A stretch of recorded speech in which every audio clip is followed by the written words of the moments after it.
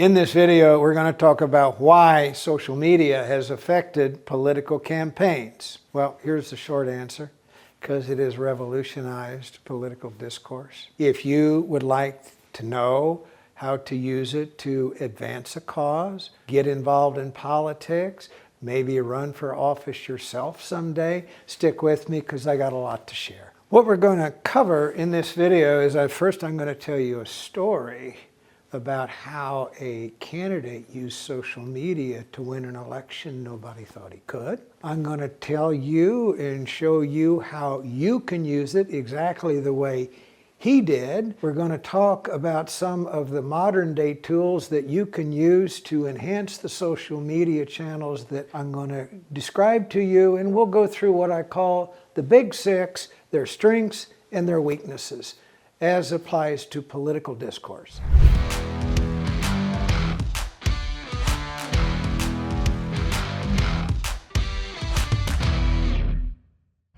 First, I'm going to tell you a story about Jason because Jason's story illustrates the power of social media. He wanted to run for a county-wide office in a big county in southern Florida. He was running for office for the first time. He wanted to run against an incumbent that had a lot of support from her party apparatus. She had the support of every other elected official in the community. Community groups and civic groups were used to supporting her. She'd been in office for 24 years, considered untouchable. Jason called me one day and said, "I've watched some of your videos. You keep talking about building a network of powerful people and influential people. Jay, there isn't any of them that'll return my phone call. What do I do?" And I said, "Well, Jason, let's talk about why you want the job." And we went through it. He gave me some really powerful things that he thought should be done in the community and why it was going backward and what needed to be done to fix it. I said, "Jason, what do you say that we create a video? I'll help you craft the script to it." He said, "Okay, I got people down here that can shoot it." So we worked on the script and we test drove the video by putting it up on Facebook just to see how people would respond to it. And of course, Jason emailed it to a few of his friends and they shared the video. And we knew from the initial organic reaction to that video that people not only watched it, they commented, they really enjoyed what he had to say, and they're very complimentary in his message. So I said, "Jason, let's put this video in front of 10,000 people that we know could be important to you if they saw this." And I put together a database of people that I knew, 10,000 people that I just knew were going to vote in this election because they had a perfect voting history of voting in these kinds of elections in the past. We turned it on, we hit them for 2 months, just the video. After that 2-month period, 2 or 3 of those people he'd called, wanted to talk, picked up the phone and called him and said, "We've been hearing a lot about you, Jason. Maybe it's time that we have a chat with you." And then another one called him and said, "Hey, Jason, we're hearing good things about you." Well, what had happened is that the people who had seen the video, the information was moving in what we called reverse. It was the grassroots contacting the leadership in the community and some of the other office holders and leaders of the party saying, "We like this guy Jason, we like what he says. We're going to vote for him." And voila, what happened one day that broke the dam is one of these people did a poll and found that Jason's support was so solid that he was actually ahead of the incumbent, and the dam broke. Jason ended up winning that race 2-1. Taking out somebody who'd already been there for 24 years. That is the power of social media. And had Jason had to depend on those influencers and opinion leaders to get his message out, no one would have ever heard it. Now, everybody with access to social media in this day has the same power. Now, why did it work? Is because his cause was compelling. He wanted to do some things that no one else could, no one else was interested in doing, to alleviate the traffic jams and the mass overdevelopment of that community that had become way too crowded. He had a message that resonated. So let's talk about how you use social media, whether it's to promote a cause or to promote a political campaign. Number one, I'm going to make the point right up front. You can get a lot of attention spouting smart aleck stuff on social media. You can get a lot of attention spewing hate. You can get a lot of attention sowing division. In the long run, that will end your career and that will hurt your cause, because at the end of the day, nobody feels great about that. You don't leave people feeling good. You don't leave them, they just like your stuff and they move on and they forget who said it. There is a smarter way to use social media, and that is to identify a cause that you're passionate about promoting, to use it to build a movement, whether that movement is devoted to helping you win an election or that movement is devoted to fixing this problem that you're talking about fixing. It is a great way to find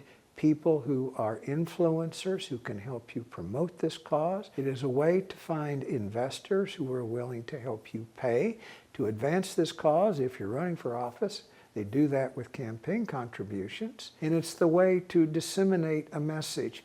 If you use this properly, there is no end to things that you can do with it, which leads us to which ones do you use? Well, I'm going to talk about the 5 or 6 here that are most useful today. Now, I say today. Some of these I'm going to talk about have only hit their prime in the last 5 or 6 years. And 20 years ago, we weren't talking about any of them, which means that by this time next year or 2 years down the road, there may be another one on the block that is also the new tool. So it's today that I'm talking about. The big ones are Facebook, Instagram, Twitter, TikTok, LinkedIn, YouTube. Between those 6, and if you're really serious about starting a movement, promoting a cause, or launching a political campaign, they're all very useful tools to you. So they're there to be exploited. Do your job and exploit them. And that means if you really want to get this off the ground and jumpstart a political career quickly and quickly create a groundswell, you don't use just one. You meet people where they are, and that means you use all of them at the same time with a consistent brand and a consistent message. There are 2 that I want to single out of those that I just mentioned because of the ease at which you can supplement the people who see your ad with targeted data. There are a couple I want to single out to mention here, and that is YouTube and Facebook. YouTube allows advertising on videos that are watched. And YouTube allows you to promote your cause to a certain demographic segment of the audience. It will allow you to promote your cause in a certain geographic locations. You can embed 5-second, 10-second, 15-second ads in videos that people are there to watch, and you can promote your cause, find contributors, enlist people to your movement through YouTube advertising.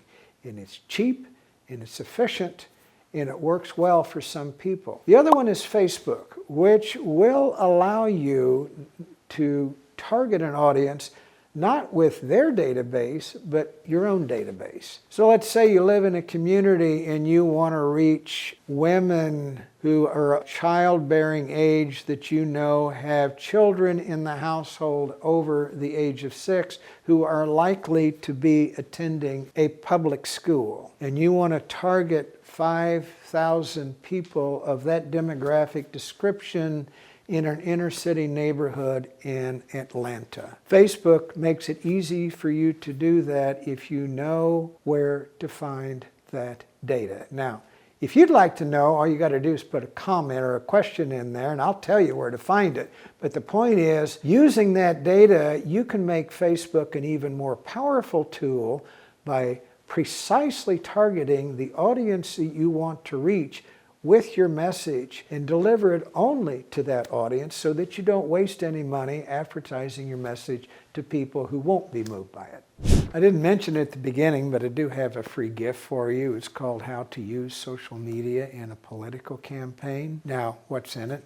It's everything I've ever learned about social media everything that I've done to help candidates use it to overcome resistance from opinion leaders and influencers, how to start a grassroots campaign, how to do things with very little money, how to grab attention, how to reach the right people, and all of that knowledge is embedded in that video. So if you'd really like to look at it and figure out how do you use social media as a political candidate, go take a look.